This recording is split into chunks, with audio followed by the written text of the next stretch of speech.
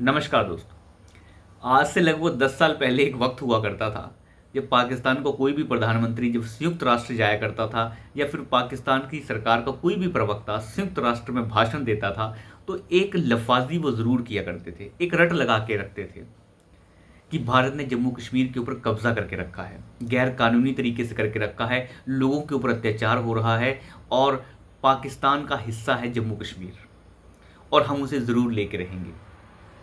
एक वक्त था 2014 से पहले जब हमारे विदेश मंत्री किसी और का ही भाषण संयुक्त राष्ट्र में पढ़ने लग जाया करते थे।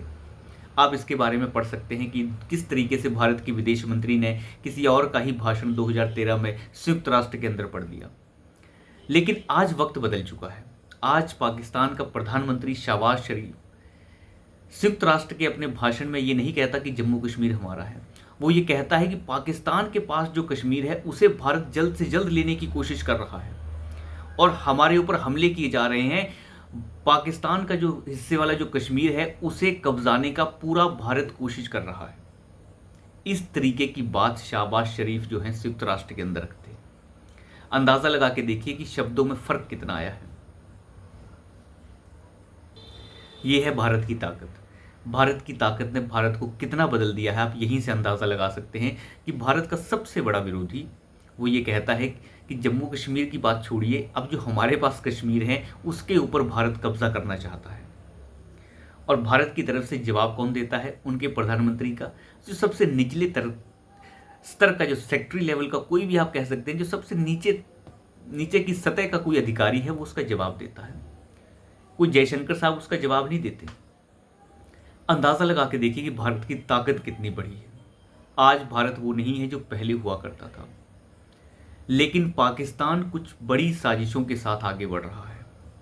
पाकिस्तान में कुछ ऐसा हो रहा है जो बांग्लादेश में जैसे एक तख्ता पलट करने की कोशिश की, वही तख्ता पलट पाकिस्तान के जरिए भारत में करने की कोशिशें चल रही हैं। आपको याद ही होगा एक जाकिर नायक नाम का व्यक्ति जो भारत के अंदर किस तरीके से इस्लामिक प्रोपेगेंडा चला रहा था, जो खुद को बहुत बड़ा स्कॉलर बताता है। पिछले 10 साल से भारत से बाहर जाकर मलेशिया में शरण लिए हुए हैं।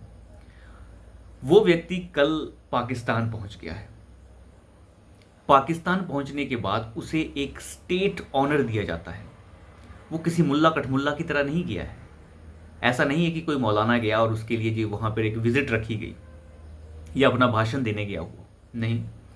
वो पाकिस्तान जाता है, वहाँ पर उसे पाकिस्तान की सरकार के लोग जो हैं वो रिसीव करते हैं और रिसीव करने के बाद उसे पूरा प्रोटोकॉल दिया जाता है, सिक्योरिटी दी जाती है और उसे वहाँ पर रखा जाता है जहाँ पर पाकिस्तान में वो 28 दिन तक रहने वाला है। लगभग कहते हैं 28 अक्टूबर तक वो वहीं पे है।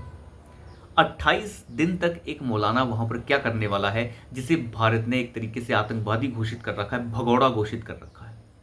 आखिर ऐसा क्यों है? ये एक बहुत बड़ी साजिश है।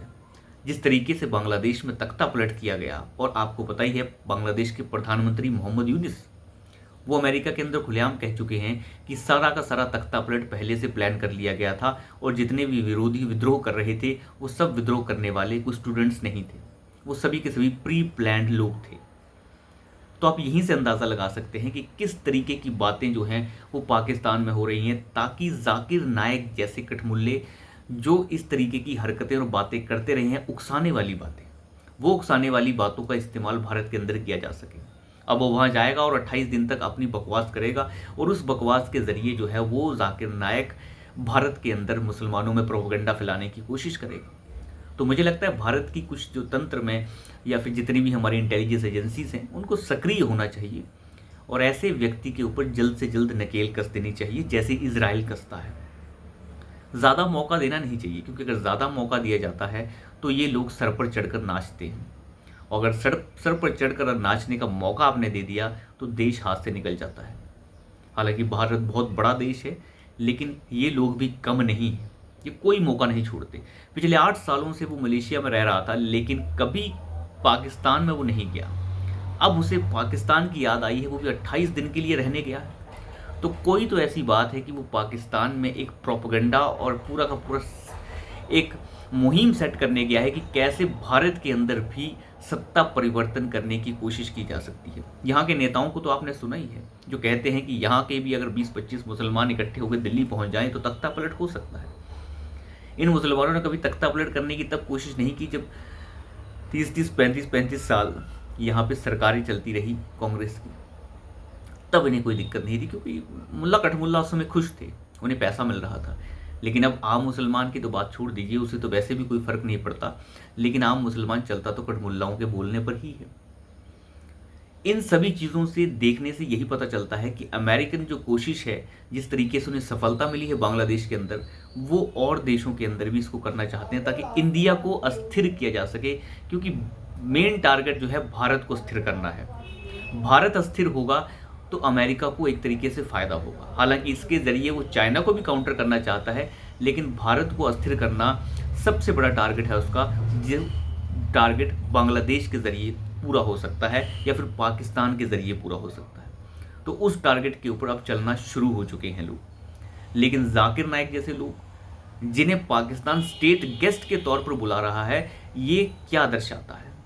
ये यही दर्शाता है कि हम एक प्रोपेगेंडा चलाने के लिए शुरू हो चुके हैं।